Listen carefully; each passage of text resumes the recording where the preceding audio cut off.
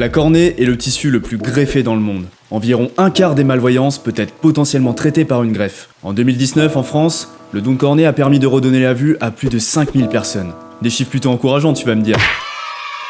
Ouais, pourtant, le don de cornée n'a pas bonne réputation auprès du grand public. Et pire encore, il est entouré de mystères et de nombreuses idées reçues. C'est pour ça qu'aujourd'hui, je vais tenter d'en savoir plus sur cette pratique, et te montrer que le don de cornée, en plus d'être un geste plutôt sympa et altruiste, peut être extrêmement utile. Mais avant de te parler plus en détail de cette thérapie particulière, je vais reprendre à la base.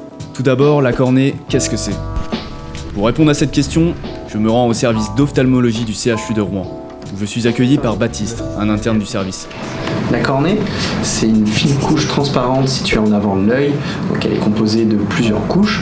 Sa fonction, c'est de protéger vis-à-vis des agressions extérieures en ayant un rôle mécanique, mais aussi de faire converger les rayons lumineux vers la rétine afin de transmettre une image au cerveau. Malheureusement, même si c'est un tissu remarquable, il existe de nombreuses maladies qui peuvent l'affecter, comme les kératites. Ce sont des infections provoquées par différents organismes pathogènes, ou bien des accidents pouvant entraîner des perforations, ou encore certaines dégénérescences, comme le kératocone, à l'origine d'un amincissement de la cornée. Et même si la chirurgie ou les médicaments peuvent traiter ces pathologies, certaines situations ne peuvent être résolues qu'avec la greffe d'une toute nouvelle cornée. Mais du coup, tu dois te demander comment se passe le prélèvement. Pour ça, j'ai posé la question au professeur Marc Muren, chef du service d'ophtalmologie du CHU. Bien évidemment, si on peut greffer un patient, c'est parce qu'on a pu avoir un donneur, donc on a pu prélever la cornée sur un donneur. Et souvent la crainte que l'on va ressentir chez la famille, c'est cette crainte qu'on prélève le globe entier du patient, qu'il soit défiguré, qu'il perde son intégrité. Mais on ne va jamais prélever le globe entier, on va juste prélever la cornée. La pellicule transparente, cette membrane qui fait 1/2 mm d'épaisseur, si bien que le patient il garde même la couleur de son œil, il garde son œil dans son intégrité. Les différentes étapes du prélèvement sont gérées par ce qu'on appelle la coordination hospitalière. Juste après le décès d'une personne, l'équipe de coordination se charge de rencontrer la famille du défunt, interroger le registre national des refus et appeler l'équipe médico-chirurgicale en charge du prélèvement. Le docteur Mengui, responsable de la coordination du CHU, m'a fait un petit rappel sur la législation en France.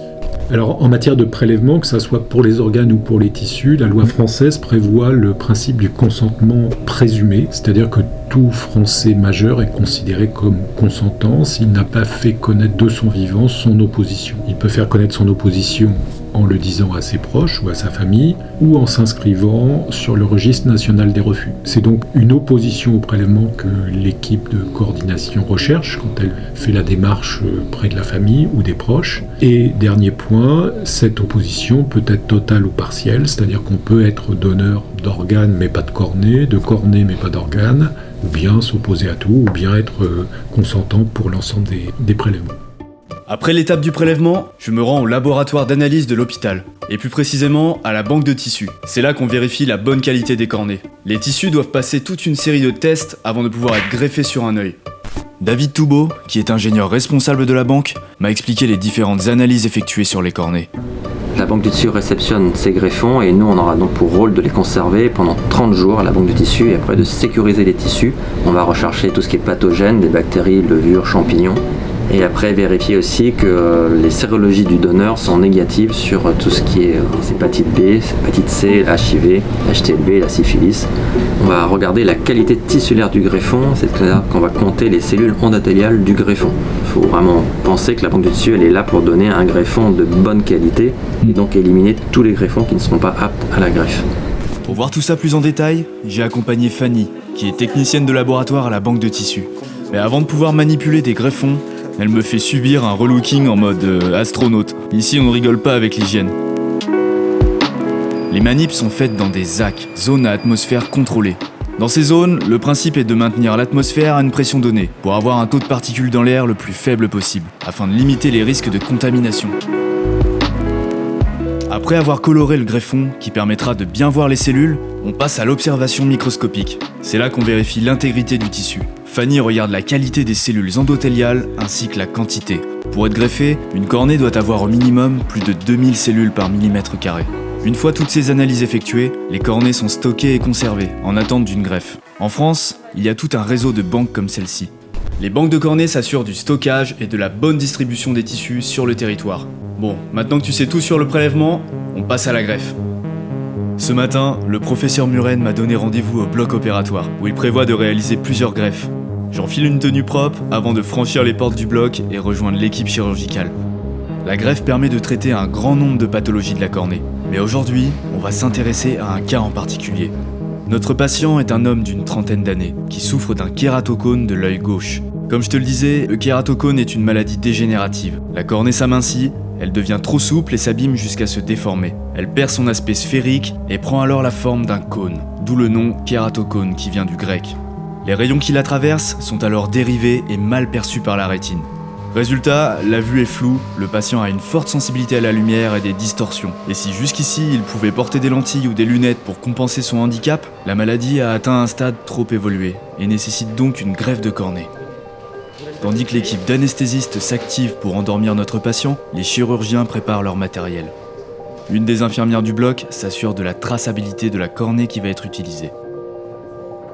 Je sens que c'est un vrai travail d'équipe, où chacun possède un rôle clé pour que le geste se passe dans les meilleures conditions possibles. Notre patient est désinfecté au niveau du visage, puis un champ opératoire est posé sur la zone concernée. Pendant l'intervention, le chirurgien s'aide d'un microscope qui est placé au-dessus de l'œil du patient.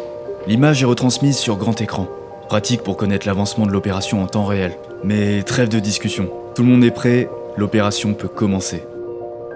La première étape, c'est de retirer la cornée malade du patient. Pour ça, le professeur Muren utilise un trépan, un outil qui permet de faire une découpe circulaire précise.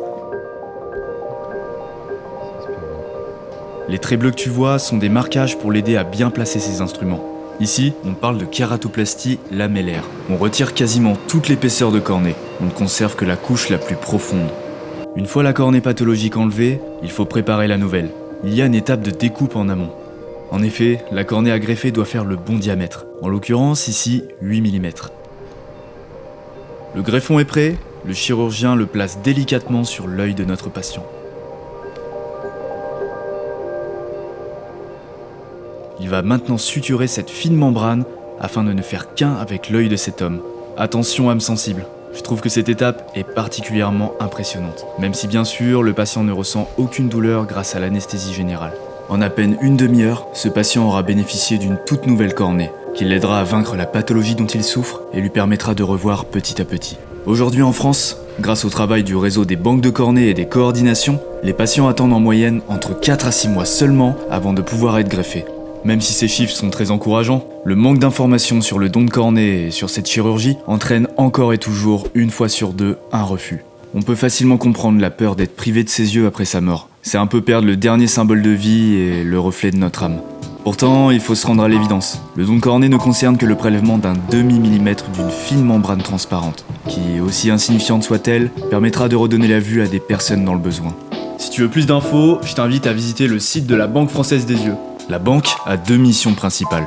Informer sur le don et la greffe de cornée, mais aussi gérer la distribution de greffons auprès des chirurgiens. L'association délivre des cartes de donneurs et publie une revue tous les 3 mois, qui constitue un lien avec ses adhérents. Enfin, tu as également possibilité de faire des dons pour soutenir ces actions. Mais je te parlerai plus en détail des missions de l'asso une prochaine fois.